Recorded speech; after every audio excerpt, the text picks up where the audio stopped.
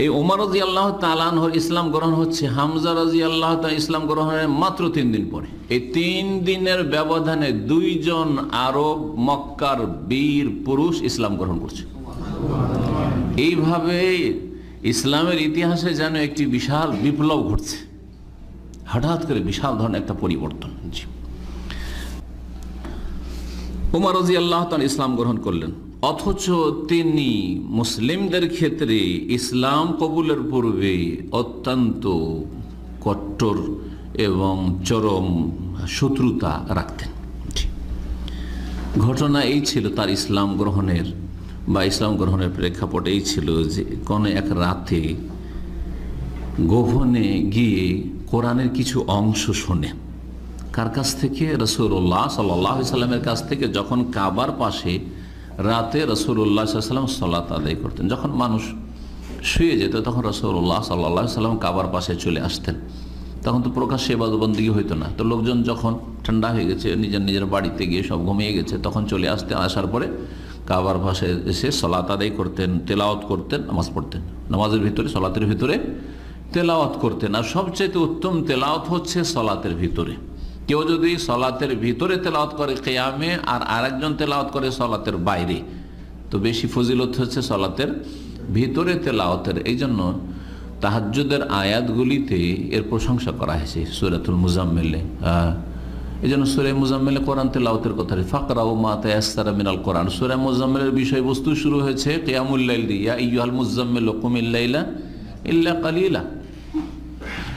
আর তারপরে তাহাজ্জুদকে বা তারাবিকে কিয়ামুল লাইল, কিয়ামে রমাদান এই জন্য বলা হয়। কিয়াম মানে দাঁড়ানো, তো রাতের দাঁড়ানো, রমজানের দাঁড়ানো, তার মানে দীর্ঘ সময় দাঁড়িয়ে কোরআন কারীমের তেলাওয়াত করা। এই হচ্ছে তাহাজ্জুদ বা তারাবির উদ্দেশ্য। তাহাজ্জুদ বা তারাবির উদ্দেশ্য না যে আপনি ছোট ছোট সূরা দিয়ে তারাবি পড়ছেন, অথবা বাস 3টা করে আয়াত, জি 1 মিনিট লাগে না 1 রাকাত শেষ, অথবা 2 মিনিট।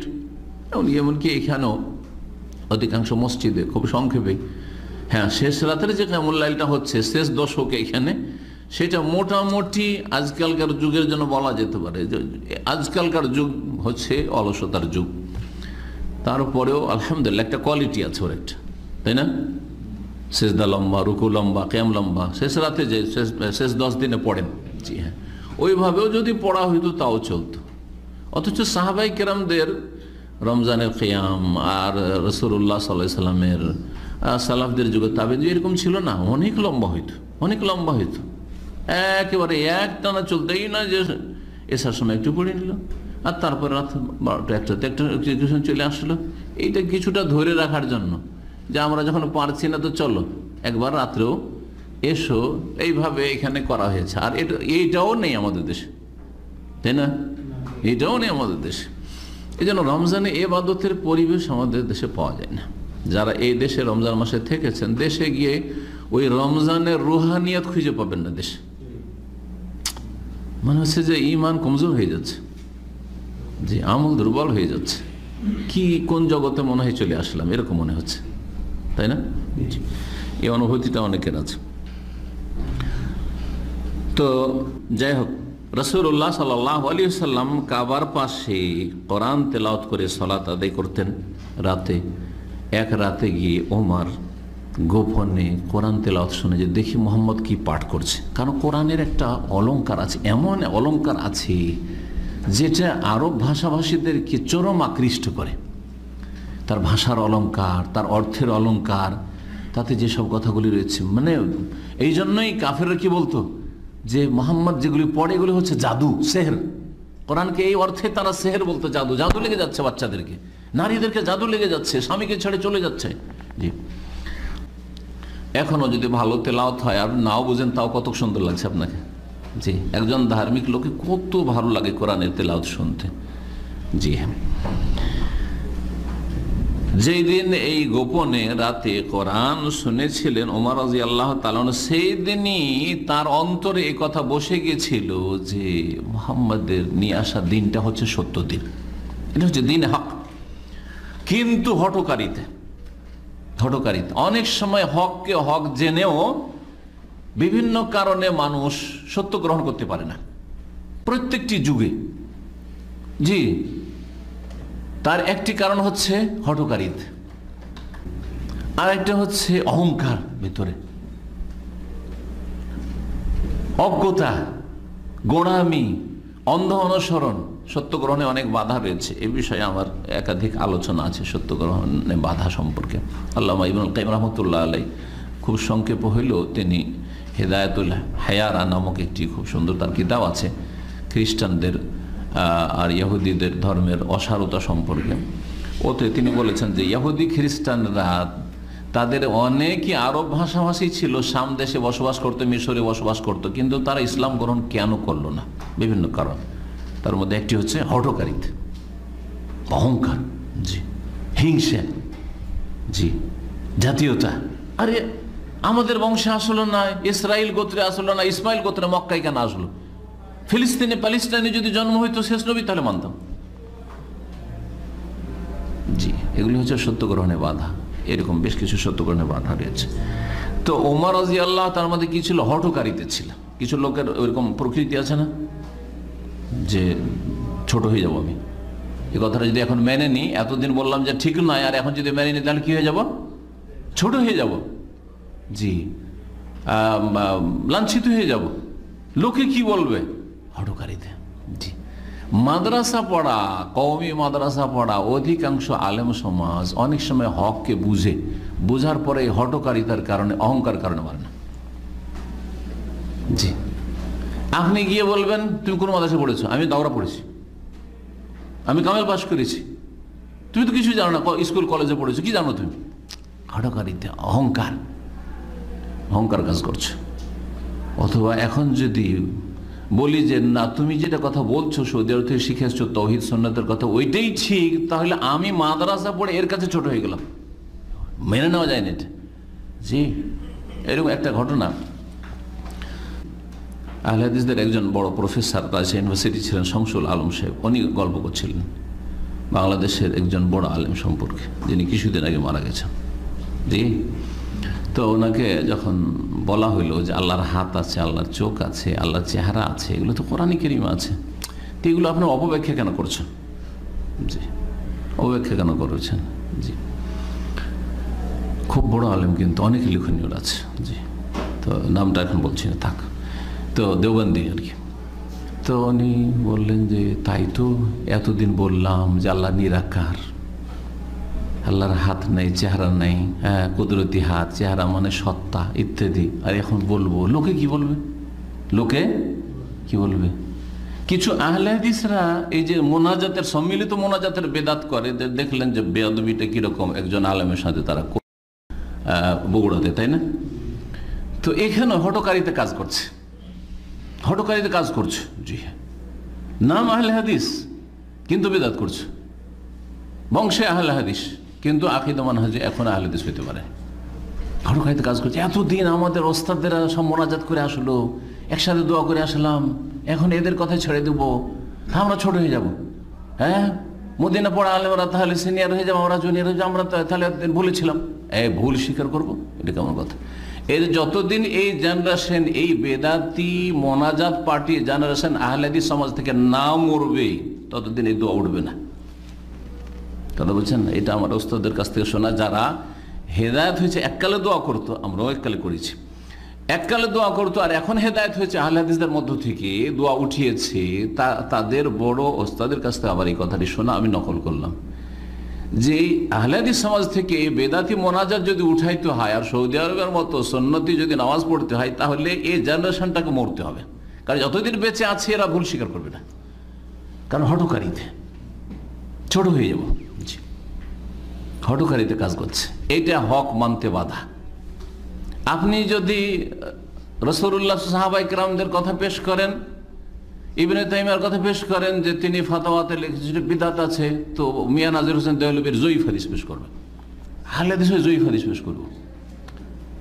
কথা বুঝতে পারছেন? যখন রফেদানের মাসলা আসছে, আমিনের কথা আসছে, তখন হানাফিদের বিরুদ্ধে আপনি বলছেন তো তোমাদেরটা জয়ীফ, আমাদেরটা সহিহ। আর যখন মোনাজাতের মাসলা আসছে, তখন নিজেই জয়ীফটা ধরে নিচ্ছেন। এটা আপনার হঠকারিতা না? একটা সুন্নাত যখন কেউ ছাড়ছে, কোনো মাযহাবধারী, তখন আপনি যেহেতু ওই সুন্নাতটা করে সেজন্য বলছে আমারটা ঠিক, তোমাদেরটা ভুল, তোমাদেরটা জয়ীফ, আর আপনারা নিজেরা বেদাত করছেন, তখন জয়ীফ হাদিসের আশ্রয় নিচ্ছেন। আপনার চরিত্রটা কেমন?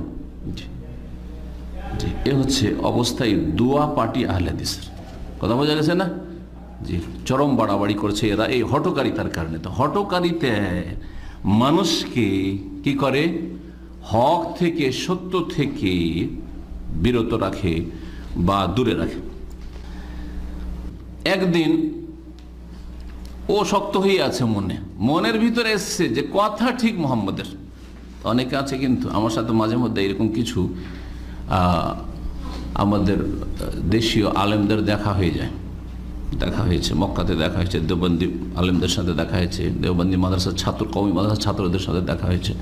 যখন দেখা হয় অনেক শ্রদ্ধার সাথে সালাম দোয়া করে। এই গত 2 সপ্তাহ আগে মক্কে গেছিলাম, তো ওখানে দেখা হলো কয়েকটা দেওবন্দি ছাত্র, কওমি মাদ্রাসার ছাত্র, জেদ্দা ইউনিভার্সিটিতে পড়তে এসে। দেখো শেখ, আপনার আলোচনা আমরা শুনি, জাযাকাল্লাহ খাইর, অনেক ভালো লাগে, কিন্তু কবুল করে না। যেটা ওদের মনের খেলাফ হয় সেটা কবুল করে না। তাহলে আমাকে যে অন্তত জাযাকাল্লাহ খাইর অথবা খুব ভালো লাগে ইত্যাদি, এটা কোনো মুনাফিকি নয়, আসলে ভালো লাগে, কিন্তু মেনে নিতে পারছি না, কারণ হঠকারিতা মাযহাব চলে যাবে। আমাদের ওস্তাদের এরকম পড়িয়েছে, জি, এরকম বিষয়টা সবসময় কাজ করছে কিন্তু সমাজে। জি, ওমর রাদিয়াল্লাহু তাআলা আনহুর ইসলাম গ্রহণে এই হঠকারিতা বাধা ছিল।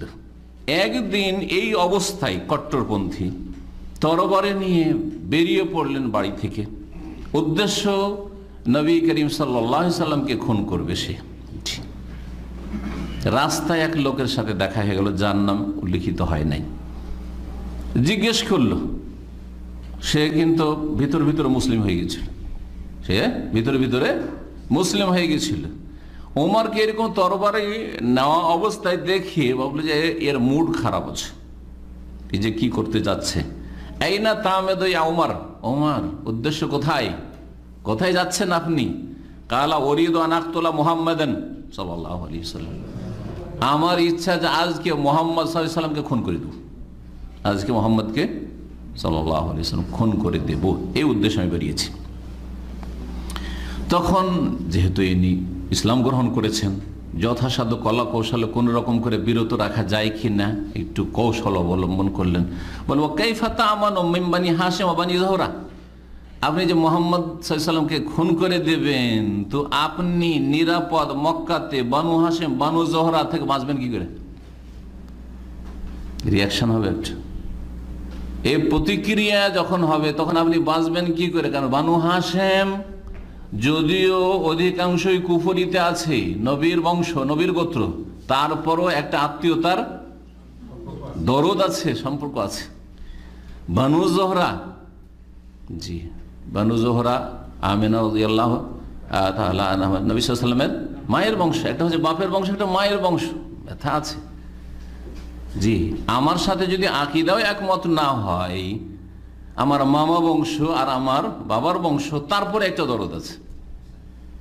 বলে আমাদেরই ভাতিজা, বলছে আমাদেরই ভাগিনা, বলবে না? জি, আপনাদের সাথে এরকমটা হবে।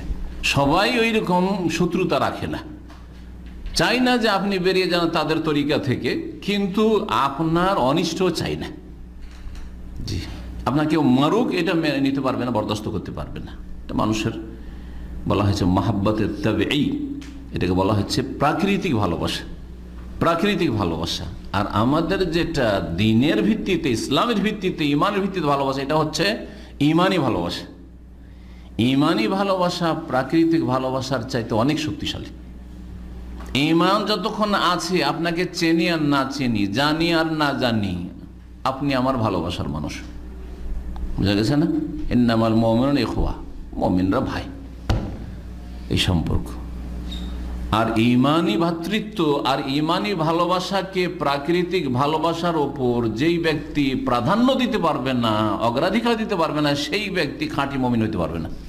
এটা ভালো করে মনে রেখে নেন। ভাষার একটা টান আছে না, হ্যাঁ, আঞ্চলিকতা একটা টান আছে না, কুমিল্লা নোয়াখালী সিলেট আছে না? নেই? এগুলো হচ্ছে প্রাকৃতিক বিষয়, এটা একটু থাকবেই। এটা নিন্দনীয় নয় যদি এটা দ্বীনি সম্পর্ক, ইমানি সম্পর্কের প্রাধান্য না পায়, তাহলে নিন্দনীয় না, প্রশংসিত নয় যে আপনার এইরকম ধরনের একটা টান থাকবে। এটা হচ্ছে কিরকম ভালোবাসা? প্রাকৃতিক ভালোবাসা। ওলামারা বলেছেন যেমন পানির ভালোবাসা, মানুষ পানিকে ভালোবাসে, তাই না? মানুষ যে গ্রামে জন্মেছে সেটাকে ভালোবাসে। আপনি থাকেন না ওই গ্রাম থেকে, যে শহরে উঠে এসছেন, বরং গ্রামেও জন্ম হয়নি, আপনার বাপ জন্মেছিল, মাতৃভূমি শুনেছেন আপনার বাপের অমুক গ্রামে, তারপরে গ্রামের সাথে একটা কিন্তু আপনার সম্পর্ক আছে, আছে না? একটা টান আছে। মানুষের যেমন খিদা লাগলে খাবারের উপরে ভালোবাসা, প্রাকৃতিক ভালোবাসা, জি, আসক্তি, ঠিক ওই রকম পয়সার ভালোবাসা। কিন্তু পয়সার ভালোবাসা দিনের উপর প্রাধান্য পায় গেল। ঠিক তেমনি যদি ভাষার ভালোবাসা, হ্যাঁ, ভাষা আন্দোলন, না না না, ইসলামের উপর ভাষা আন্দোলন, ভাষার ভালোবাসা প্রাধান্য পাবে না, সোজা কথা। হ্যাঁ, ভূমির ভালোবাসা প্রাধান্য পাবে না। আল্লাহু আকবার আমার কাছে, আমার দেশ আকবর নাই, আমার আল্লাহু আকবার, এটাই না ইসলাম শিখিয়েছে। সুবহানাল্লাহ, আল্লাহু আকবার যে কত গুরুত্বপূর্ণ বিষয়, যে প্রত্যেকটি হরকতে সালাতে আল্লাহু আকবার। এটা শুধু মন্ত্র পাঠ করা নয়, আপনার আকীদায়, আমলে, আখলাক, চরিত্রে, সার্বিক জীবনে আল্লাহ এবং আল্লাহর বিধান সবচেয়ে বড়, এবং আল্লাহর জন্য যে সম্পর্ক সেটা সবচেয়ে বড় সম্পর্ক, এটা হইতে হবে। তো এই লোক বললেন যে আপনি বানু হাশিম আর বানু জোহরা থেকে নিরাপদ কি করে বসবাস করবেন? আপনি মেরে দিয়ে মোহাম্মদকে সাল্লাল্লাহু আলাইহি ওয়াসাল্লাম, ওয়াকাদ কাতালতা মোহাম্মদ, যদি আপনি মোহাম্মদ সাল্লাল্লাহু আলাইহি ওয়াসাল্লাম খুন করে দেন তাহলে। কালা ওমর, ওমর তখন বললো মা আরাকে ইল্লা কাদ সাবাও, তো উত্তর কি দিব? ও তুমিও মনে হয় বেধর্মী হয়ে গেছো না, মানে এইরকম কথা বলছো, তার মানে তুমিও কিন্তু কি হয়ে গেছো? বেদিন, বেধর্মী হয়ে গেছো, সাবি হয়ে গেছো। যারা ইসলাম গ্রহণ করত তাদেরকে মক্কার কাফেররা কি বলতো? সাবি।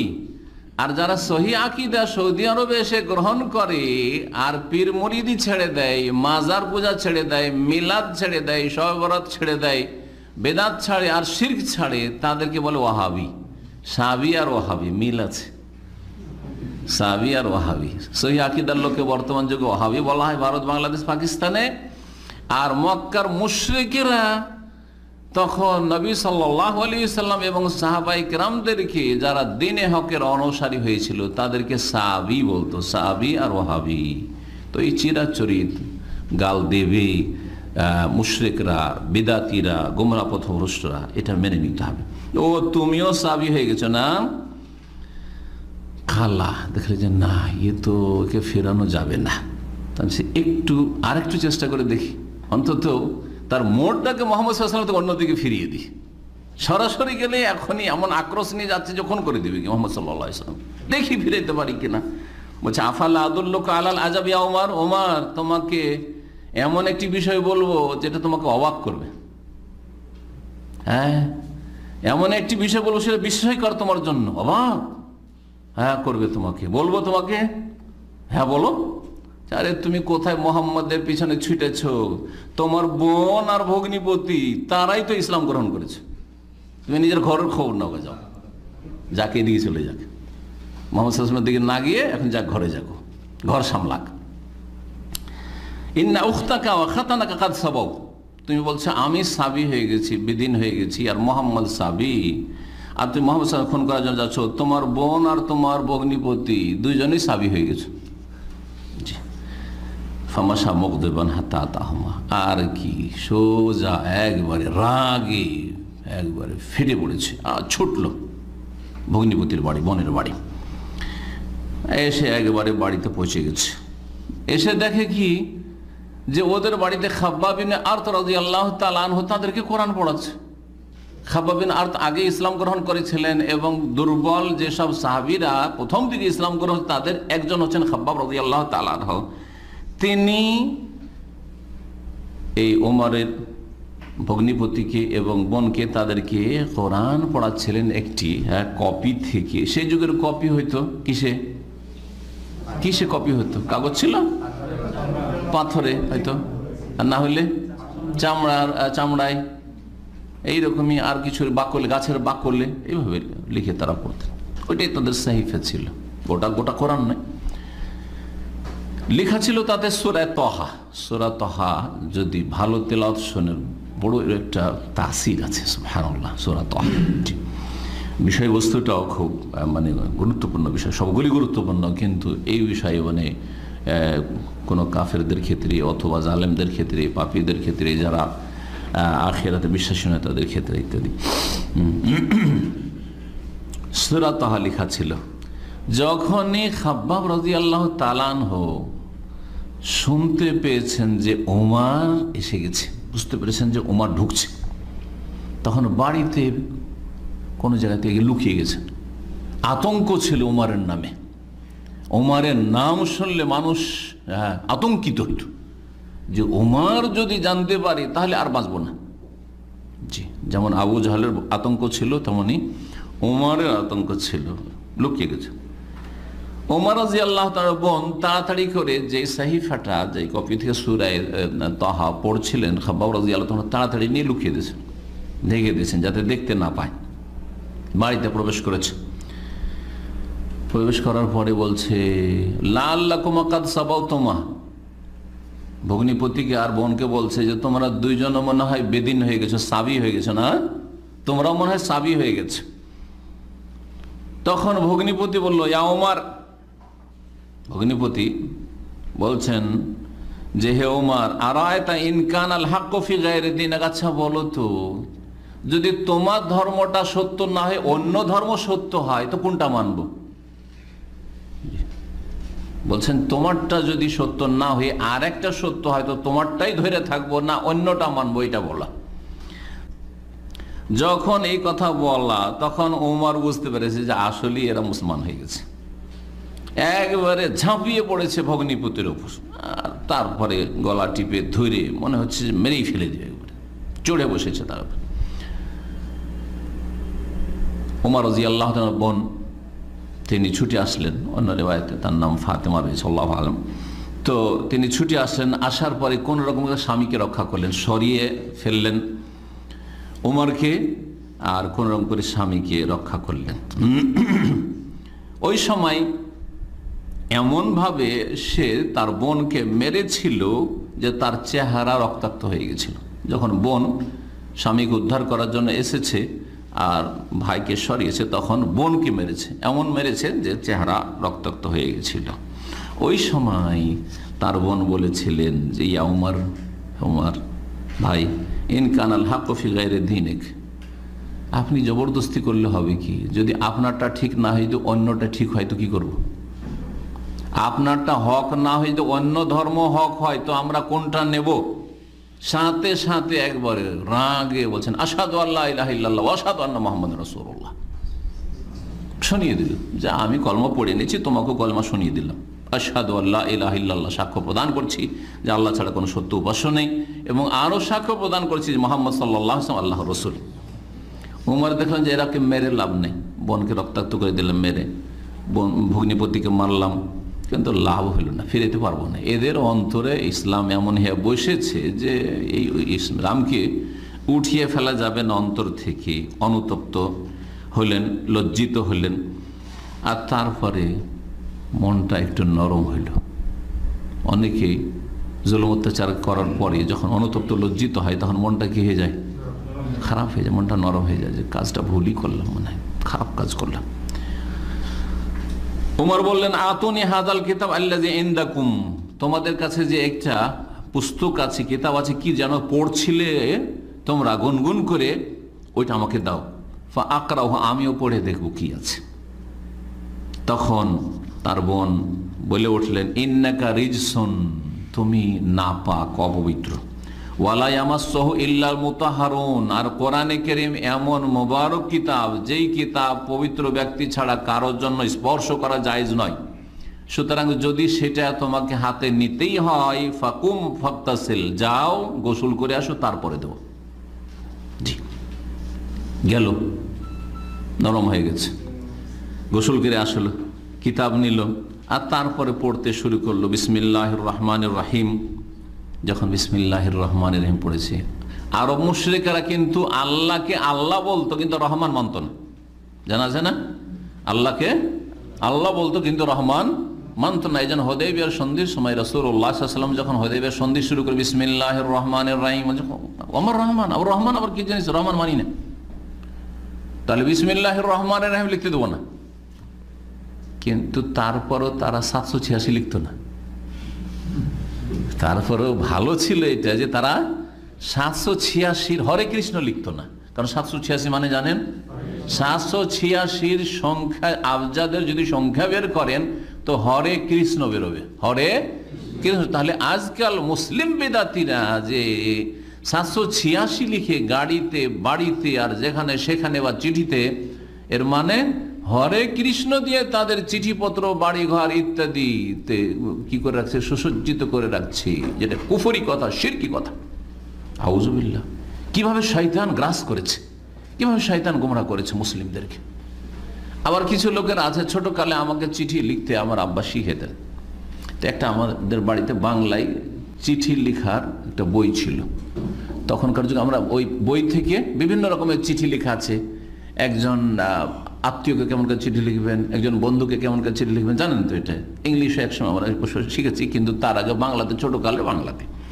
ওই বইটা ছোটকালে পেয়েছিলাম আব্বার কাছ থেকে। তো আমার আব্বা বলতো ওই চিঠি লেখা শিখ, চিঠি লেখা শিখ। আপনার বসকে কেমন করে চিঠি লিখবেন বা অ্যাপ্লিকেশন লিখবেন, দরখাস্ত ইত্যাদি, এগুলো আর কি বাংলাতে। তো ওতে দেখতাম এলাহি ভরসা, ওই লেখক লিখছে চিঠির শুরুতে কি এলাহি ভরসা, না হয় 786। তা আমাদের বাঙালি সমাজে হয় 786 আর যেটা শিরক কুফর, আর না হলে এলাহি ভরসা যেটা বেদাত, এলাহি ভরসা যেটা বেদাত। আচ্ছা, আপনি এলাহি ভরসা দিয়ে কিছু শুরু করবেন, তাহলে সুন্নত কি বিসমিল্লাহির রহমানির রহিম, বিসমিল্লাহির রহমানির রহিম। মক্কার মুশরিকেরা এলাহি ভরসাও লিখতো না, 786 কুফরি শিরকও লিখতো না। কি লিখতো?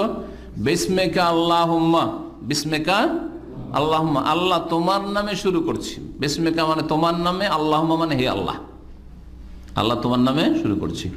তো হুদায়বিয়ার সন্ধির সময় ঘটনা আসবে ইনশাআল্লাহ, যখন আমরা ওখানে পৌঁছবো। রাসূলুল্লাহ সাল্লাল্লাহু আলাইহি ওয়াসাল্লাম বলেন যে বিসমিল্লাহির রহমান লিখতে দিবে না, তাহলে কি লিখতে হবে? বলবেন আমরা যেটা লিখি সেটা লিখতে হবে, আর রহমান মানি না। কি লিখবো? যে বিসমিকা আল্লাহুম্মা, হে আল্লাহ তোমার নামে। তার মানে আরব মুশরিকরা 360 মূর্তির পূজা করতো কাবার চারিদিকে, কিন্তু চিঠিপত্র শুরু করতো, লেখালেখি শুরু করতো কি দিয়ে? বিসমিকা আল্লাহুম্মা দিয়ে। কন্ট্রাক্ট, হ্যাঁ, সন্ধিপত্র লিখছে বিসমিকা আল্লাহুম্মা দিয়ে, যেটা অন্তত কুফর না, ইসলাম না, হ্যাঁ বেদাত, কিন্তু কথা হচ্ছে যে সেটা কুফর না, শিরক না। কিন্তু 786 শিরক। যে আত্মীয় স্বজনদেরকে, দেশবাসীকে জানান যাতে করে এই শিরক থেকে মুক্ত হইতে পারে। তো বিসমিল্লাহির রহমানির রহিমটা যেহেতু অজানা, এটা আবার কি রে? ওমর রহমান রহিম, পরম করুণাময়, অসীম দয়ালু আল্লাহর নামে শুরু করছি। এটা পড়ার সাথে বলছে আসমা তাইয়্যিবা তাহেরা, কত সুন্দর পাক পবিত্র নাম, কত সুন্দর পাক পবিত্র নাম। সুম্মা কারা তাহা, তারপরে তাহা মা আনজালনা আলাইকাল কুরআনা লিতাশকা ইল্লা তাযকিরাতাল লিমান ইয়াখশা, এই পড়া শুরু করলেন। পড়তে পড়তে ইন্নানি আনাল্লাহ, আল্লাহ বলছেন নিশ্চয়ই আমি আল্লাহ, আমি আল্লাহ, লা ইলাহা ইল্লা আনা, আমি ছাড়া কোনো সত্য উপাস্য নেই। তোমাদের এইসব দেবদেবী, লাত উজ্জা, মানা, 360টা মূর্তি, এগুলি হচ্ছে বাতিল। জি, আমি ছাড়া কোনো সত্য উপাস্য নেই। ফাবুদনি, সুতরাং আমার ইবাদত বন্দেগী করো। ওয়া আকিমিস সালাতা লিযিকরি, এবং সালাত কায়েম করো আমার স্মরণের উদ্দেশ্যে। এখান পর্যন্ত পড়লেন। শুরু ছিল কি দিয়ে? তহার পরে। তহা সম্পর্কে আবার আরেকটা বেদাতি ধারণা আছে, কারণ আমরা শুধু সিরাতের কিসসা কাহিনী পড়ব না, অনেক কিছু শিখতে হবে এর মাধ্যমে। যে নবী সাল্লাল্লাহু আলাইহি ওয়াসাল্লাম যেমন আমাদের দেশে আছে 99টি নাম কায়দা বাগদাদিতে, তেমনি নবীরও 99টা নাম আছে, কিন্তু ওই কায়দা বাগদাদিতে অনেকগুলিতে আছে না, দেখেছেন? তার মধ্যে নবীর একটি নাম তহা, একটা ইয়াসিন, এগুলো সব ভুয়া কথা। ভালো করে শুনেন যে নবীর নাম তহা না, নবীর নাম ইয়াসিন না। জি, এগুলি হচ্ছে বিচ্ছিন্ন শব্দ, যেগুলি দিয়ে কাফের মুশরিকদেরকে চ্যালেঞ্জ করা হয়েছে। এগুলি কারো নাম নয়, যদিও তার মধ্যে একটা উক্তি আছে যেটা এর চাইতে ভালো। নবীর নাম কথাটি একেবারে ভিত্তিহীন, যে এগুলি হচ্ছে কোরআনের সূরার নাম, সূরার নাম। জি।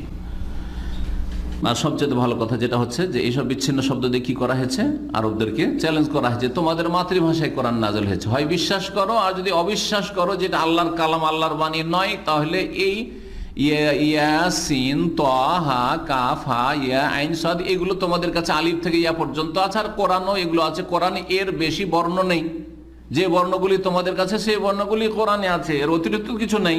তাহলে এইরকম অলঙ্কারপূর্ণ আর তথ্যপূর্ণ কোনো বাণী নিয়ে আসো।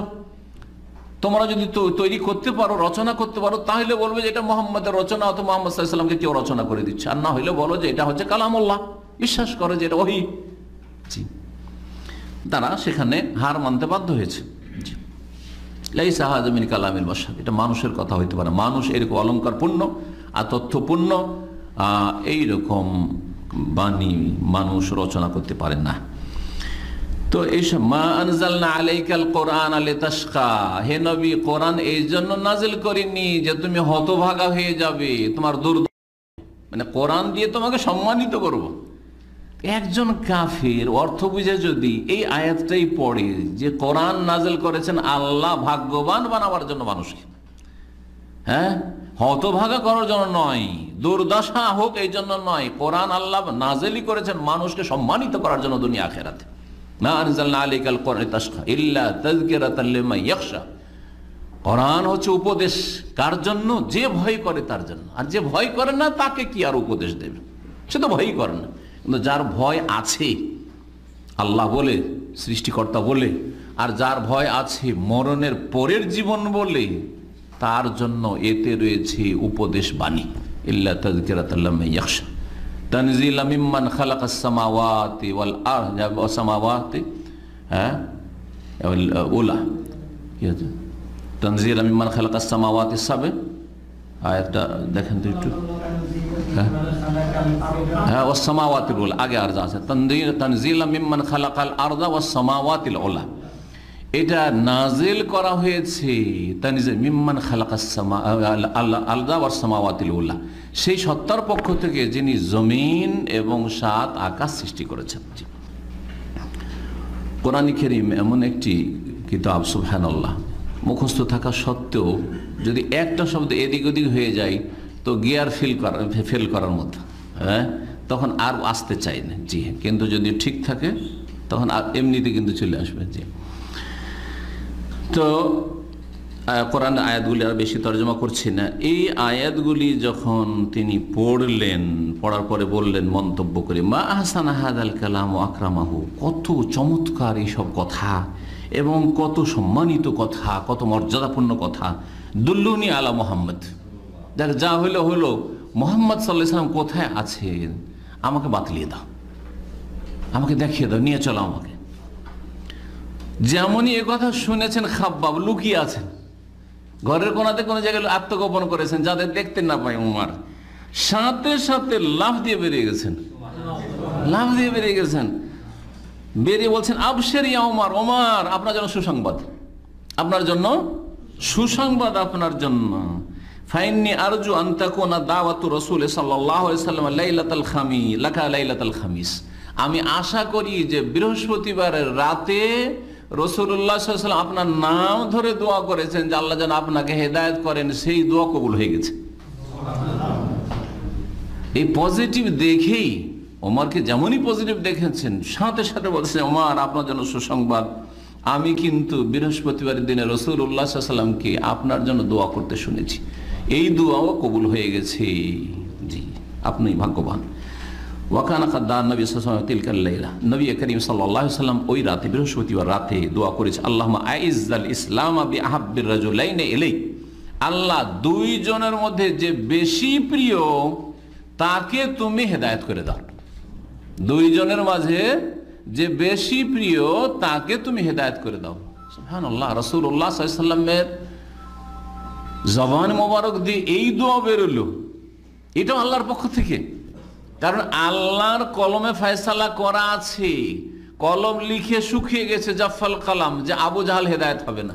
না হলে রাসূলুল্লাহ সাল্লাল্লাহু আলাইহি ওয়াসাল্লাম মুখে আল্লাহ এই কথা নিয়ে চলে আসতেন যে আল্লাহ এই দুইজনকে হেদায়েত করে দাও, কিন্তু বলছেন দুইজনের মধ্যে যে বেশি প্রিয় তাকে হেদায়েত করে দাও। জি, এই দুইজনকে ওমর বিন খাত্তাব আও বি আবি জাহল বিন হিশাম। ওমর বিন খাত্তাবকে তুমি হেদায়েত করে দাও, না আবু জাহল বিন হিশামকে তুমি হেদায়েত করে দাও। এই দোয়া রাসূলুল্লাহ সাল্লাল্লাহু আলাইহি সাল্লাম করেছেন। আমি আশা করি যে এই দোয়া রাসূলুল্লাহ সাল্লাল্লাহু আলাইহি সাল্লামের কবুল হয়েছে আপনার ব্যাপারে। সুম্মা যাকারাল খাব্বাব। খাব্বাব তখন বলে দিলেন যে রাসূলুল্লাহ সাল্লাল্লাহু আলাইহি ওয়াসাল্লাম দারুল আরকামে আছেন, যেটা সাফা পাহাড়ের সাথেই অবস্থিত, চলেন ওখানে আছেন। ওমর রাদিয়াল্লাহু তাআলা বের হলেন আর দারুল আরকামে আসলেন। আসার পরে দরজায় নক করলেন, দরজায় নক করলেন। রাসূলুল্লাহ সাল্লাল্লাহু আলাইহি ওয়াসাল্লাম সাহাবায়ে কেরামগণ যারা নতুন নতুন ইসলাম গ্রহণ করে দ্বীনের শিক্ষা নেওয়ার জন্য, তরবিয়ত নেওয়ার জন্য সেখানে অবস্থান করতেন এবং গোপনে ইবাদতবন্দিও করতেন আর দ্বীনের পঠন পাঠন করতেন, শিখতেন, শিখাতেন। একজন লোক দরজার যে ফাটল আছে, ফাটল দিয়ে দেখছেন এইভাবে যে কি আছে দেখি তো, নক করছে। দেখছেন যে উমর রাদিয়াল্লাহু তাআলা আনহু আছে, জি, আর তরবারি নিয়ে আছে, তরবারি নিয়ে আছে। আরো ভয় পেয়েছে। রাসূলুল্লাহ সাল্লাল্লাহু আলাইহি সাল্লামকে ওই সাহাবী দেখে গিয়ে বলছে, ইয়া রাসূলুল্লাহ, ওমর চলে এসেছে গেটে, কিন্তু কি যে হয়, আর তরবারি একবারে ঝুলিয়ে আছে। সাহাবায়ে কেরামরা ভিতরে যারা আছেন সবাই একবারে প্রস্তুত যে ওমরের মোকাবেলা করতে হবে। ওমর যদি অসৎ নিয়ত নিয়ে আসে তাহলে প্রতিহত অবশ্যই করতে হবে। ফাকাম কাল হামজা, হামজা রাদিয়াল্লাহু তাআলা ওখানে ছিলেন, তিনি মা লাকুম ঘরে ছিলেন। উনি বলছে, কি হয়েছে তোমরা এরকম কেন? মনে হচ্ছে সব রেডি হচ্ছ, প্রস্তুতি নিচ্ছ, কি ব্যাপার স্যাপার? কাল ওমর চলে এসছে, ওমর চলে এসছে। ভিতরে কে আছেন? আর একজন পীর পুরুষ আছেন, তিনি হামজা রাদিয়াল্লাহু তাআলা আনহু। বলছে, ওমর, আরে ওমর এসছে, ইফতাহু লাহুল বাব, দরজা খুলে দাও, অসুবিধা নেই, দরজা খুলো। ফাইন কান ইউরিদুল খায়রা, যদি সে মঙ্গল চায়, সে যদি ভালো নিয়ত নিয়ে এসে থাকে, কল্যাণ চাই, বাজালনাহু, তাহলে তার সার্বিক কল্যাণ আমরা করব। সে যদি ইসলামের নিয়তে এসে থাকে, ভালো নিয়ত নিয়ে এসে থাকে, তো যা আমাদের করার করণীয় করব। ওয়াইন যা ইউরিদু শাররান, আর যদি সে মন্দ উদ্দেশ্য নিয়ে এসে থাকে, তাহলে তার তরবারি কেড়ে তাকেই হত্যা করব, ছেড়ে দেবো না। কে বললেন? হামজা রাদিয়াল্লাহু তাআলা আনহু। রাসূলুল্লাহ সাল্লাল্লাহু আলাইহি সাল্লাম এই দারুল আরকাম ঘরের ভিতরেই ছিলেন। সেই সময় ওহী হচ্ছিল। রাসূলুল্লাহ সাল্লাল্লাহু আলাইহি সাল্লাম দরজার কাছে আসলেন, বেরিয়ে আসলেন। আসার পরে ওমর রাদিয়াল্লাহু তাআলা আনহুর শরীরে যে কাপড় ছিল, হয়তো গামছা বা যে চাদর থাকে এরকম ছিল, সেটা ধরলেন এবং তরবারিটাও ধরলেন হুজরা থেকে, এবং তাকে শক্তভাবে টান দিলেন রাসূলুল্লাহ সাল্লাল্লাহু আলাইহি সাল্লাম। আর তার সাথে সাথে বলেন, আমা তানতাহি ইয়া ওমর, ওমর আর কতদিন এইরকম বক্র পথে থাকবে? তুমি কি তোমার অন্যায় অপরাধ থেকে ফিরে আসবে না? তুমি কি তোমার অপরাধ থেকে আর এই চরমপন্থা থেকে, গুমরাহি থেকে ফিরে আসবে না? হাত্তা ইয়ানজির আল্লাহু বিকা মিনাল খিজি ওয়ান নাকাল, তুমি কিসের অপেক্ষায় আছো? আল্লাহ রাব্বুল আলামিনের পক্ষ থেকে লাঞ্ছনা আর আযাব শাস্তি নেমে আসার অপেক্ষায় তুমি আছো। যেমন ওয়ালিদ বিন মুগীরা সম্পর্কে কোরআনে কারীমে নিন্দা আর কোরআনে কারীমে আযাব ইলাহির কথা নাযিল হয়ে গেছে, ওইরকম ওহীর অপেক্ষায় আছো যে তোমার ব্যাপারেও আল্লাহ এই ফয়সালা করুক যে তোমার জন্য আযাব অবধারিত। সুম্মা কালা, তারপরে বলেন, আল্লাহুম্মা হাযা ওমর বিন খাত্তাব, হে আল্লাহ, এই ওমর বিন খাত্তাব এসেছে। আল্লাহুম্মা আইজ্জাল ইসলাম বি ওমর বিন খাত্তাব, আল্লাহ ইসলামকে শক্তিশালী করো, মজবুত করো ওমর বিন খাত্তাব রাদিয়াল্লাহু তাআলা আনহু দিয়ে। ওমর রাদিয়াল্লাহু তাআলা সাথে সাথে বলে, আশহাদু আল্লা ইলাহা ইল্লাল্লাহ ওয়া আন্নাকা রাসূলুল্লাহ, আমি সাক্ষ্য প্রদান করছি যে আল্লাহ ছাড়া কোনো সত্য উপাস্য নেই, এবং সাক্ষ্য প্রদান করছি যে আপনি আল্লাহর রাসূল সাল্লাল্লাহু আলাইহি ওয়াসাল্লাম। ঘরে যত সাহাবায়ে কেরামরা ছিলেন সবাই আবার উচ্চ স্বরে আল্লাহু আকবার বলে উঠলেন। জি, তাহলে কেউ যদি ইসলাম গ্রহণ করে তাকবীর পাঠ করা, এটি কিন্তু সাহাবায়ে কেরামদের সুন্নাত, এটি বিদআত না। এটা গুরুত্বপূর্ণ একটা মাসালা, কারণ আমাদের সামনে এই মাসলা অহরহ আসছে আর অনেকে আপত্তি করে। তো এটা করা সুন্নাত সাহাবায়ে কেরামদের, এবং এর একটা রহস্য আছে, যে রহস্যটা বলি হয়তো শোনেন। তাকবীর শুনলে শয়তান পালায়ন করে, যতদূর পর্যন্ত তাকবীরের আওয়াজ যায় শয়তান পালায়ন করে। এটা কোত্থেকে জানলাম? এর দলিল আজানের হাদিস। ইযা আযানাল মুআজ্জিনু আদবারা শাইতানু ওয়া লাহু দুরাতুন, যখন মুয়াজ্জিন আজান দিতে লাগে তখন শয়তান পালাতে থাকে। আর শুধু পালাই না, কিভাবে পালায়? হ্যাঁ, আওয়াজ ছাড়তে থাকে, বায়ুর আওয়াজ, একবারে ভট ভট আওয়াজ ছাড়তে থাকে। জি হ্যাঁ, কি জন্য? যাতে করে তাকবীরের আওয়াজ ওর কানে না যায়, বরদাস্ত করতে পারে, ধ্বংস হয়ে যাবে। সেই জন্য ওই আওয়াজ করে ছাড়তে থাকে আর পালায়। তো যদি কোথাও তাকবীর পাঠ করা হয় সেখান থেকে শয়তান বিতাড়িত হবে। এর কলবে, একজন কাফের মুশরিকের কলবে এখানে শয়তান বিস্তার লাভ করে আছে, কত বছর ধরে, যুগ যুগ ধরে ওর ওখানে বাসা করে আছে। এখান থেকে যদি বাসাটাকে ধ্বংস করতে হয় তাহলে তাকবীর দেওয়ার মাধ্যমে শয়তানকে তাড়াইতে হবে। যেমনই তাকবীর দিবেন শয়তান তার কলব থেকে পলায়ন করবে, সেই সমাজ থেকে পলায়ন করবে, সেই পরিবেশ থেকে পলায়ন করবে। তাহলে শয়তান আর ওই সময় বিভ্রান্ত করতে পারবে না। জি, এই উদ্দেশ্যে তো কোরআন তেলাওয়াতের আগে আউযু বিল্লাহি মিনাশ শাইতানির রাজিম পড়তে হয়, যাতে করে কোরআন থেকে আপনি হেদায়েত পান। হ্যাঁ, কোরআন পড়লেন কিন্তু গুমরাহ হয়ে থেকে গেলেন, কোরআন পড়লেন কিন্তু শিরকি আকীদায় ওই সুফি হয়ে থেকে গেলেন, বিদাতি হয়ে থেকে গেলেন। কোরআন পড়লেন কিন্তু আপনি ওই বেনামাজি হয়ে থেকে গেলেন, শুধু খতমের উপরেই বিশ্বাস আছে কিন্তু ফজরে এখন আসা নসিব হয় না। গুমরাহেরা কোরআন এই জন্য নাজিল করেনি যে শুধু কোরআন তেলাওয়াত করবেন, কোরআনের বাস্তবায়নের জন্য নাজিল করা হয়েছে। যাই হোক, ইসলাম কবুল করলেন ওমর রাদিয়াল্লাহু তাআলা। এত জোরে তাকবীর দিয়েছিলেন দারুল আরকামের সাহাবায়ে কেরামগণ যে সামে আহলুল মসজিদে হারামের আশেপাশে চত্বরে যারা বসে সবাই শুনতে পেয়েছে, আরে কি হইল, এত জোরে তাকবীর, আল্লাহু আকবার। জি, জানাজানি হয়ে গেল যে ওমর ইসলাম কবুল করেছে। ওমর রাদিয়াল্লাহু তাআলা লুকিয়ে রাখান না, প্রতিক্রিয়া শুনেন ওমর রাদিয়াল্লাহু তাআলা ইসলামের ওপর। আর এই দিয়ে আলোচনা শেষ করে দেবো ইনশাআল্লাহ 5-7 মিনিটের মধ্যে। ওমর রাদিয়াল্লাহু তাআলা অত্যন্ত সাহসী মানুষ ছিলেন। জি, কল্পনা করা যায় না ওর সাহস সম্পর্কে, এত সাহসী লোক ছিলেন। যখন ইসলাম কবুল করলেন তখন প্রথম তার টার্গেট হচ্ছে রাসূলুল্লাহ সাল্লাল্লাহু আলাইহি ওয়াসাল্লামের সবচাইতে কট্টর মক্কায় কে দুশমন, তার কাছে যাব। কারই সাহস হইতে পারে? হ্যাঁ, যাক আমি ইসলাম গ্রহণ করেছি, কি ঝামেলাতে যায়, আমি লুকিয়ে রাখি, তাই না? না, সবচেয়ে কট্টর দুশমনকে তলাশ করে ওর বাড়ি থেকে পৌঁছে গেছেন। আর সবচেয়ে বেশি যে কষ্ট দিত সে হচ্ছে আবু জাহেল। সরাসরি আবু জাহেলের বাড়িতে ফাদাক্কা বাবু গিয়ে নক করেছে, ওর বাড়িতে নক করছে, আবু জাহেলের বাড়িতে গিয়ে বেরিয়ে এসছে আবু জাহেল তো বলছে এ তো আমার ধর্মেরই লোক।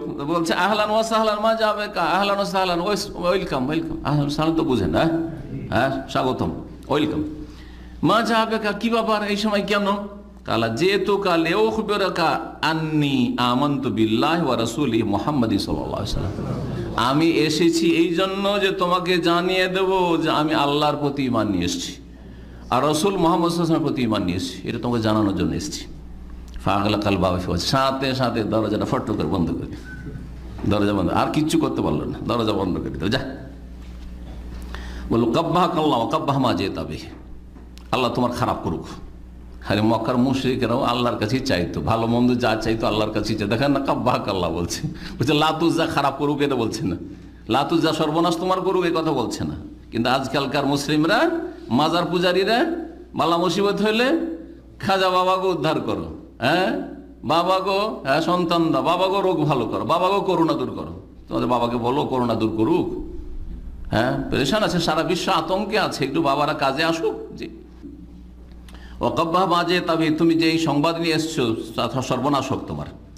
ওমর রাদিয়াল্লাহু তাআলা আর এক বড় কাফের নেতা, ধনাঢ্য ব্যক্তি ছিল মক্কায়, সে ছিল ওমর রাদিয়াল্লাহু তাআলার মামা, তার নাম ছিল আসি বিন হাশিম। তার কাছে গেল, তাকে গিয়ে বলল যে মামা আমি ইসলাম গ্রহণ করেছি। শুনে মামা বাড়িতে ঢুকে গেল, দরজা বন্ধ করে, কথাই বলল না। আর একজন বড় নেতা ছিল জামিল বিন মুআম্মার আল জুমাহি, তার বাড়িতে গেল। এই লোক কি ছিল, গুজব রটাতে বাহাদুর ছিল। কিছু লোক আছে, আচ্ছা আজকাল সোশ্যাল মিডিয়ার যুগে কিছু লোক আছে কি নিজেকে ওই সোশ্যাল মিডিয়ার ভাষায় কি বলে, একটু নিজে ভাইরাল করতে, মানে ওই যে ভাইরাল করতে বাহাদুর, ওকে একটা নাম আছে। হ্যাঁ, না ও তো ফেমাস, মানে মশহুর, প্রখ্যাত, বিখ্যাত। কিন্তু কথা হচ্ছে যে ও চাই যে আমি একটু হিরো হব। কেউ এই খবর দিতে পারেনি, আমি দিতে পেরেছি। বাংলাদেশে করোনা ধরা পড়েছে, একটা খবর দিতে পারলো, কেউ দিতে পারেনি, আমার আগে কেউ দিতে পারেনি। তারপরে এই আরব আমিরাতে একজন বাংলাদেশি ভাইরাসে আক্রান্ত হয়েছে, এই যে খবর। এইরকম আজব আজব খবর দিতে, নতুন একটি খবর আরে চমকিয়ে দিল পৃথিবীকে, সোশ্যাল মিডিয়াকে চমকিয়ে দিল। এরকম কিছু চরিত্র লোক আছে যে আমি এই খবরগুলো বেশি দিতে পারি, আমার আগে কেউ এইসব তথ্য মানুষকে দিতে পারে না। তো এই টাইপের ছিল জামিল বিন মুআম্মার। তাহলে একে যদি জানিয়ে দেওয়া হয় গুজব রটাইতে বাহাদুর, সত্য মিথ্যা সবই রটাইতে পারে, তো গোটা মক্কাতেও কি করবে, এই খবরকে একেবারে রটিয়ে দেবে। ওয়াকান আনকালা কোরাইশ লিহাদিস, কোরাইশ বংশের সবচেয়ে বেশি গুজব রটাইতে বীর বাহাদুর ছিল। তাকে গিয়ে বললেন ওমর যে আমি মুসলিম হয়ে গেছি। জামিল তখন একেবারে উচ্চস্বরে বলল, রে শোনো শোনো মক্কাবাসী, ইন্না ইবনাল খাত্তাবে কাদ সাবা, খাত্তাবের সন্তান সাবি হয়ে গেছে, বেদিন হয়ে গেছে। ফাকালা ওমর, ওমর রাদিয়াল্লাহু আনহু বললেন যে কাযাব, মিথ্যা কথা বলছো তুমি, মিথ্যা কথা বলছো। আমি ওয়ালাকিন্নী কাদ আসলাম, আমি সাবি হইনি, আমি বেদিন বেধর্মী হইনি, আমি ইসলাম নিয়ে এসেছি, আমি আত্মসমর্পণ করেছি রবের সামনে, আসলাম তো। ফাসারু ইলাইহি, লোকেরা ঝাঁপিয়ে পড়লো এইসব খবর শুনে, ওমর রাদিয়াল্লাহু তাআলার উপর ঝাঁপিয়ে পড়লো। মারামারি শুরু হয়ে গেল রাতের অন্ধকারে, রাতের বেলা মারামারি শুরু হয়ে গেছে। এই মারামারি করতে করতে ভোর হয়ে গেছে। একাই ওমর আর বাকি কাফেররাকে মারছে, কাফেরদের কেউ উনি মারছেন আর কাফেররা তাকে মারছে। এই মারামারি করতে করতে সূর্য উঠে গেল। বাড়ি ফিরে আসলেন মারামারি করে আর মার খেয়ে। তারপরে লোকদের ভিড় তার বাড়িতে জমে গেল। এখন বাড়িতে এসে ওকে মেরে ফেলে দেবে, মক্কার কাফেররা উমরকে মেরে ফেলে দেবে। ইউরিদুনা কাতলা। পুরো মক্কার উপত্যকায় মানুষ, লোকারণ্য হয়ে গেছে, মানুষ জমা হয়ে গেছে সব। আস বিন ওয়াইল সাহমি বড় একজন পয়সাওয়ালা মানুষ ছিল, সে বানু আদি গোত্রের মিত্র ছিল। আস বিন ওয়াইল সাহমি বানু সাহাম গোত্র, বানু সাহামদের সাথে মিত্রতা ছিল। আদি গোত্রের হচ্ছেন ওমর রাদিয়াল্লাহু তাআলা, আদি গোত্র হচ্ছে ওমরের গোত্র, আর আস বিন ওয়াইল সাহমি হচ্ছে বানু সাহাম গোত্রের। এই নেতা খুব দামি পোশাক পরে, হিবরি চাদর পরে, হিবরি হুল্লা জোড়া পরে, সেই যুগে দুটো কাপড় পরতো এহরামের কাপড়ের মধ্যে। আর সেটা যদি দামি কাপড়, হিবরি এমন দেশের কাপড় হইতো অনেক মূল্যবান, মানে যারা সমাজপতি তারা ওই ধরনের দামি কাপড় পরতো। হিবরি হুল্লা জোড়া কাপড় পরে আসলো, আর রেশমের জামা পরে আসলো। আসার পরে বললো যে মালাকা, কি হয়েছে আপনার? ওমরকে এসে বলছে কি হয়েছে আপনার? কালা জামা কওমুক আন্নাহুম সায়াকতুলুনি আন আসলামতু, আমি মুসলিম হয়েছি সেই জন্য আপনার বংশের লোকেরা, সাহাম গোত্রের লোকেরা অধিকাংশ কাফের ছিল, ইসলাম খুব কমই কবুল করেছিল, এরা কট্টর ছিল, ইসলামের দুশমন। তো এরা চাইছে আমাকে হত্যা করতে, যেহেতু আমি ইসলাম গ্রহণ করেছি। আপনার বংশের লোকেরা, গোত্রের লোকেরা আমাকে মারতে চাইছে, মেরে ফেলে দিবে। কালা লা সাবিলা ইলাইক, তোমাকে মারতে হবে না, তোমাকে মারতে দেওয়া হবে না। সুম্মা খারাজা ফাওয়াজাদান নাসা ফাকাদ সালা বিহিল ওয়াদি, গিয়ে দেখছে যে গোটা এলাকা লোকারণ্য হয়ে গেছে, সবাই চাই উমরকে মারবে। কেন ইসলাম গ্রহণ করলো, দুর্বল হয়ে গেছে মক্কার কাফেররা। ফাকাল আইনা তুরিদুন, এই আস বিন ওয়াইল সাহমি যে বড় ধনাঢ্য ব্যক্তির নেতা, সে বলল তোমরা কোথায় যাচ্ছ এইভাবে ভিড় ভাড় করে? কালু হাজা ইবনুল খাত্তাব, এই ইবনুল খাত্তাব কাদ সাবা, বেধর্মী হয়ে গেছে, সাবি হয়ে গেছে, ওকে মারার জন্য যাচ্ছে, মেরে ফেলে দেবো। কালা, তখন আস বিন ওয়াইল সাহমি যে নেতা ছিল ওই বংশের, সে বলল লা সাবিলা ইলাইহি, তোমাদের যাওয়ার সেখানে কোনো ক্ষমতা নেই, কোনো অধিকার নেই, ফিরো, নিজ নিজ বাড়িতে যাও। তাদের সবাইকে ফিরিয়ে দিল। এইভাবে ঠান্ডা হয়ে গেল। একটু কথা যেটা বলবো সেটা হচ্ছে যে এদিকে তো কাফেররা নিরাশ হয়ে গেল যে আর পারলাম না উমরকে।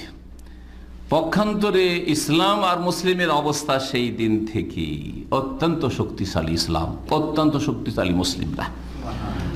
মুসলিমরা এত শক্তিশালী হইলেন, ইসলাম এই দুই বীর বাহাদুর ইসলাম কবুল করাই, ওমর এবং হামজা রাদিয়াল্লাহু তাআলা আনহুর। অথচ এর পূর্বে তারা লুকিয়ে লুকিয়ে গোপনে ঘরের ভিতরে সালাত আদায় করতেন, নামাজ পড়তেন। ওমর রাদিয়াল্লাহু তাআলা ইসলাম কবুল করার পরে বললেন, ইয়া রাসূলুল্লাহ আলাসানা আলাল হককে, আমরা হকের ওপর না বাতিলের উপর, এটা বলেন, আমরা হকের উপর আছি না ভুল পথে আছি? হ্যাঁ, রাসূলুল্লাহ বলেন আমরা হকের উপর আছি, আমরা সত্য পথে আছি। ওয়াইন মিতনা ওয়াইন হইনা, মরি আর বাঁচি, আপনি কথাটা বলেন যে আমরা সত্য পথে হকে আছি না ভুলে আছি। আল্লাহ বলে অবশ্যই আমরা হকে আছি। তাহলে ফাফি মালিকতা, তাহলে লুকাবো কেন? গোপনে কেন ইবাদতবন্দি করবো? তাহলে যেখানে হকের উপর আছি তাহলে প্রকাশ্যে ইবাদত করো। ওয়াল্লাযী বাসাকা বিল হাক্কি লানাখরুজান্না, সে আল্লাহর শপথ করে বলছি যিনি সত্য সহকারে আপনাকে পাঠিয়েছেন, অবশ্যই এক্ষুনি বেরোবো, চলেন এক্ষুনি বেরোবো।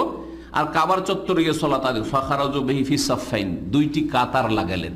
জি হ্যাঁ, এক কাতারে হামজা রাদিয়াল্লাহু তাআলা আনহু, আর এক কাতারে ওমর রাদিয়াল্লাহু তাআলা, দুই কাতারে দুইজন, আর চললেন কাবার উদ্দেশ্যে। হাত্তা দাখাল মসজিদুল হারাম, মসজিদ হারামে প্রবেশ করলেন। যখন কুরাইশরা দেখতে পেল এই অবস্থা, তখন তাদের দুর্দশার শেষ থাকলো না, তাদের দুঃখ কষ্টের শেষ থাকলো না। জি, এই জন্যই ওমর রাদিয়াল্লাহু তাআলা আনহুকে সেই দিন থেকেই উপাধি দেওয়া হয়। সেই উপাধি হচ্ছে আল ফারুক, হক এবং বাতিলের মাঝে পার্থক্যকারী। ইবনে মাসউদ রাদিয়াল্লাহু তাআলা বলছেন যে মাজিলনা আইজ্জাতান মুনযু আসলামা ওমর, ওমর রাদিয়াল্লাহু তাআলা ইসলাম কবুল করার পর থেকে আমরা সর্বদাই সম্মানিত আছি। তার আগে বড়ই লাঞ্ছিত অপদস্থ আমরা ছিলাম। এমন অবস্থা আমাদের ছিল যে মা কুন্না নাকদিরু আন নুসাল্লি ইনদাল কাবা, কাবার পাশে আমাদের সালাত আদায় করার ক্ষমতা ছিল না। হাত্তা আসলাম ওমর, ওমরের ইসলাম কবুল করা পর্যন্ত। সোহাইব বলছেন লাম্মা আসলাম ওমর, ওমর রাদিয়াল্লাহু যখন ইসলাম কবুল করলেন তখন ইসলাম প্রকাশ্যে আমরা দাওয়াত দিতে লাগলাম এবং ইসলামের চর্চা করতে লাগলাম প্রকাশ্যে। বাইতুল্লাহর পাশে আমরা গোলাকার হয়ে হালাকা বেঁধে বসতাম, বাইতুল্লাহর তওয়াফ করতাম মুসলিমরা, এবং যারা আমাদের সাথে দুর্ব্যবহার করেছিল, জুলম অত্যাচার করেছিল, আমরা মাঝে মাঝে প্রতিশোধও নিতাম, প্রতিবাদও করতাম, এবং আমরা আমাদের অধিকার ফিরিয়ে পেয়েছিলাম। বলুন আলহামদুলিল্লাহ। এইভাবে আল্লাহ রাব্বুল আলামিন যুগে যুগে দিনকে আল্লাহর নেক বান্দাদেরকে দিয়ে, মুজাহিদদেরকে দিয়ে শক্তিশালী করেছেন। আল্লাহ যেন সেই দলে আমাদেরকেও শামিল হওয়ার তৌফিক দান করেন। সুবহান রাব্বিকা রাব্বিল ইজ্জাতি আম্মা ইয়াসিফুন ওয়া সালামুন আলাল মুরসালিন ওয়াল হামদুলিল্লাহি রাব্বিল আলামিন।